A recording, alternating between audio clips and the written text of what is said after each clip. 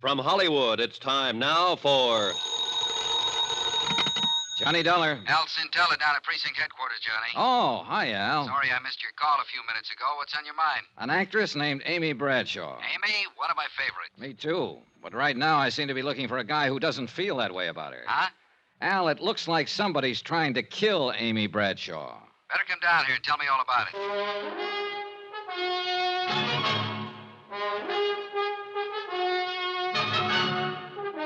Tonight and every weekday night, Bob Bailey in the transcribed adventures of the man with the action-packed expense account, America's fabulous freelance insurance investigator. Yours truly, Johnny Dollar.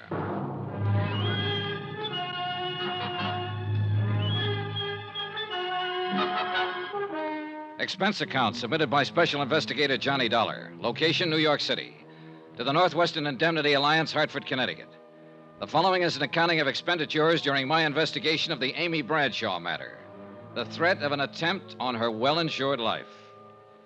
Expense account item 5, $1.75. Cab from my hotel to precinct headquarters to talk to Detective Lieutenant Al Cintella. Al looked about the same as the last time I'd seen him. Rugged, competent, maybe a few pounds heavier. Sit down, Johnny. Sit down. Thanks. Something about Amy Bradshaw, you said. Yeah.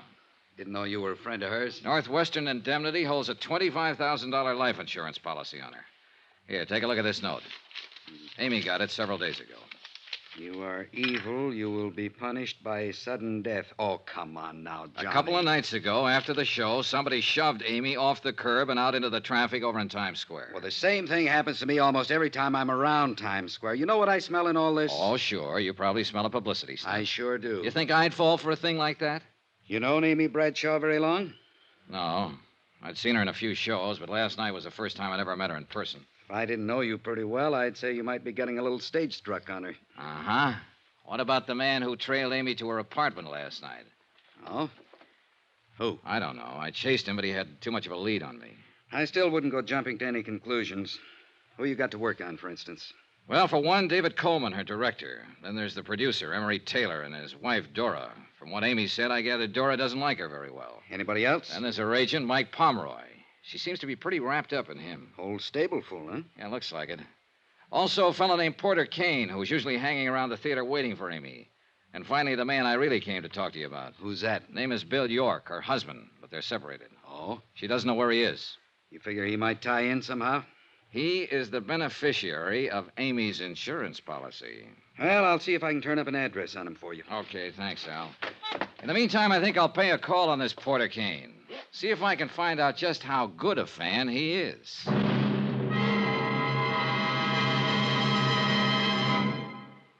We will continue with the Bradshaw matter in a moment.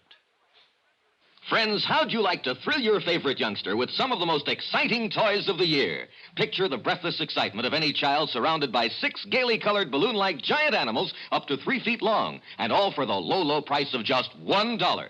Now, first you get Bounzo the Clown with round pot belly and funny nose. Next comes Hoppy the Australian Kangaroo. Third, there's Roscoe the roller skating bear. He's 2 feet tall and looks almost like real. Fourth, there's Whitey the fat indoor snowman. And fifth, Mortimer the giant mouse, 18 inches long and sure to scare the whiskers off any cat. That's 5 different giant animals. But now, hold your breath for the most sensational toy of all, the star of the whole Christmas season, the jolly giant talking Santa Claus, guaranteed to make everybody's Christmas a merrier one. He's a big roly-poly happy Santa. He stands erect on 2 legs, is actually over 3 feet tall and 32 inches around.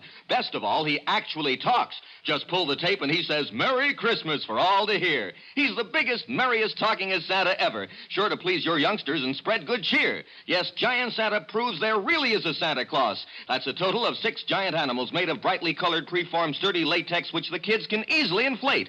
And the cost, just $1, not for each, just $1 for all 6 of these lovable giants who'll turn your home into a circus parade. And here's a surprise. Mail your order today and you'll also receive absolutely free Peter the Rabbit, actually over 2 feet tall with big red ears almost 9 inches long.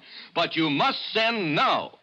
Rush $1 plus 10 cents for packing and mailing for each set you want to Giant Animals, Box 1730, Grand Central Station, New York City. If not delighted with every one of your 7 giant animals, return them to the Super Animals Company for a full refund, but keep the giant talking Santa as our gift. Order now. Supplies are limited. Rush $1.10 for packing and mailing for each set in cash, check, or money order to Giant Animals, Box 1730, Grand Central Station, New York City. That's $1 plus 10 cents with your name and address. Mail to Giant Animals, Box 1730. That's Box 1730, Grand Central Station, New York City. Giant Animals, Box 1730, Grand Central Station, New York City.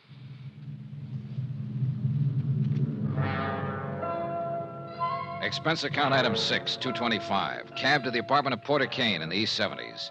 It was an expensive-looking place. I got there about noon, but Porter Kane was just finishing breakfast, accompanied by Chopin. May I offer you a cup of coffee, Mr. Dollar? Oh, thanks. A blank, please. Yes. Now, you came to see me about Amy Bradshaw, I believe. That's right, Mr. Kane. I represent Northwestern Indemnity Alliance. They hold a policy on Miss Bradshaw. You perhaps want some sort of character reference on her? You, might put it that way. Well, in that case, you couldn't have come to one better qualified than I. You see, Amy is my career at present. Afraid I don't understand, Mr. Kane. Well, some years ago, I was relieved of the sordid but customarily necessary task of working for my bread and butter. The result is that I've been able to devote myself to a fascinating hobby. What kind of a hobby? I collect things. Oh? The objects of my interest vary, but they all have one thing in common. Oh? This signet ring I'm wearing, for instance. Yes, I noticed it. Very unusual. The crest is that of the Medici family, Renaissance Italy. The only ring of its kind in the world, so far as any of the authorities on that period are aware. That vase on the table, the painting on the wall, that sculpture. One of a kind, huh? Precisely. Which brings us quite logically to Amy, who is clearly one of a kind. So? So I plan to add Amy to my collection. Just like that, huh? I'm certain Amy will see it my way in time. And I have time. Now, if you'll excuse me, I must dress for the matinee. Will I see you again, Mr. Dollar? Yes. You probably will, Mr. Kane. I was glad to get out of the hothouse atmosphere of Kane's apartment. Real weird, this character. And I had a hunch I'd better keep an eye on him. Item 7, $1.65. Cab fare that evening to the Criterion Theater. I arrived half an hour before curtain time and headed for Amy's dressing room. Then, as I approached her door... You listen real careful. I'll give it to you once again. You've been tossing wrong cues to Sheila for 3 nights now. You've been doing everything you can to upstage her and make her look bad. Mike, it's just that I've been nervous lately. Maybe I have made a few mistakes in my life. Amy, you know I've got plans for Sheila, and I don't want her looking bad in this play. You've got plans for Sheila. What about us? Amy, we can talk about that some other time. But for now, I just want you to understand. You're to lay off Sheila. I mean it. Is that a threat, Mike? Take it any way you like. It sounded like Pomeroy was coming outside, so I ducked around behind a piece of scenery and waited a moment. Then I went back to Amy's door. Oh, Johnny. Hello, Amy. You look tired. I am. I just had a little go-around with Mike. Pomeroy? Uh-huh. I've been fluffing some of my lines lately. He seems to think I've been doing it deliberately to make Sheila Mitchell look bad. But he's wrong. Have you found out anything yet, Johnny? No, not much. I still can't believe there's anything to it. It's so silly to let it upset me. It's silly even to give it a thought. Well, try not to, Amy. Let me worry about it. All right. Did I ever tell you it's nice having you around, Johnny? I left her dressing room and started for the alley door, but somebody stepped out in front of me. It was Mike Pomeroy. Hello, Dollar. Oh, hi, Pomeroy. I was just talking to Dave Coleman, the director. He told me he was the one who sent for you. He told me why. You didn't know about the threatening letter Amy got? No, I didn't. Look, Dollar, every actress I've ever known has gotten at least one note like that during her career. You don't think this should be taken too seriously, then? No. Amy's pretty nervous these days, and as long as you're around stirring things up, she'll be worried about it. If there's anything to be done about it, I can handle it. In other words, you want me to mind my own business, that it? You said that, Dollar. I didn't. It might not be a bad idea. Funny thing. When somebody tells me to lay off a case, my interest in it always doubles. After the final curtain, I went backstage to wait for Amy. The stage door was open, and I could see Porter Kane waiting in the alley outside. So I went over to him. Well, Mr. Dollar, good evening. Hello, Kane. On duty again tonight? Perhaps that's one way of putting it.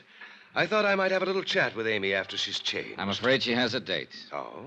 Do you happen to know with whom? Yeah, me. Mr. Dollar, are you suggesting that I'm to regard you as some sort of rival? Not at all, Kane. I'm just suggesting that I'm a friend of Amy's. I see. Good night, Mr. Dollar.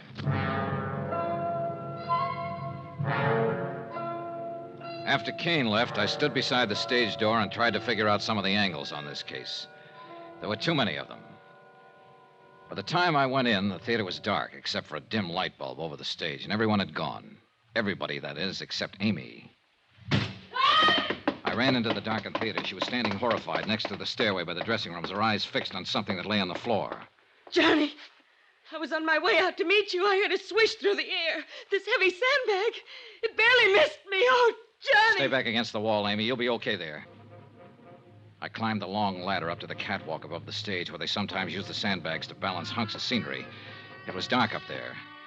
I started edging along the catwalk. Suddenly, my foot hit a loose board. I almost lost my balance.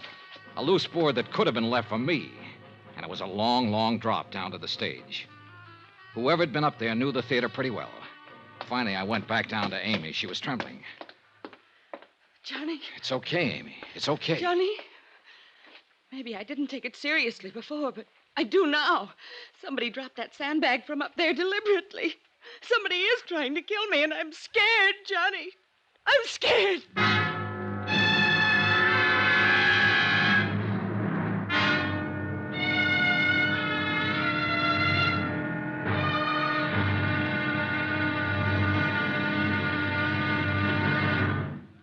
Johnny Dollar will be back in a moment to tell you about tomorrow's episode.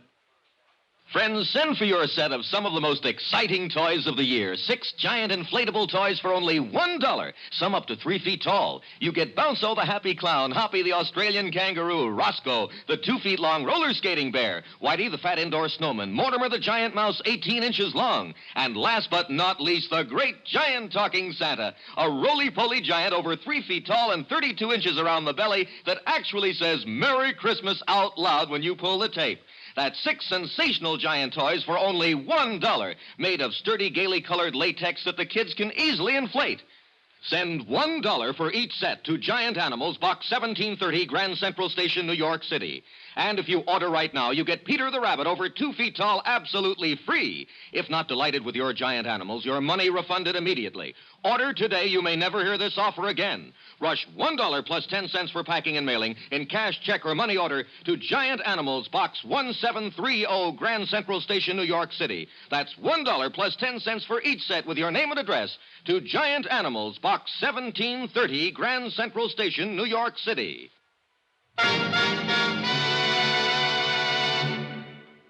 Now, here's our star to tell you about tomorrow's episode of the Amy Bradshaw Matter. Tomorrow, a man steps onto the stage from out of the past and into a role he doesn't want to play. Join us, won't you? Yours truly, Johnny Dollar.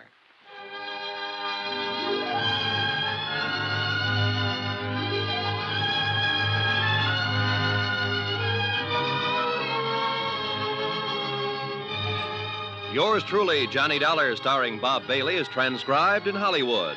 Written by Robert Reif, it is produced and directed by Jack Johnstone. Be sure to join us tomorrow night, same time and station, for the next exciting episode of Yours truly, Johnny Dollar. Roy Rowan speaking.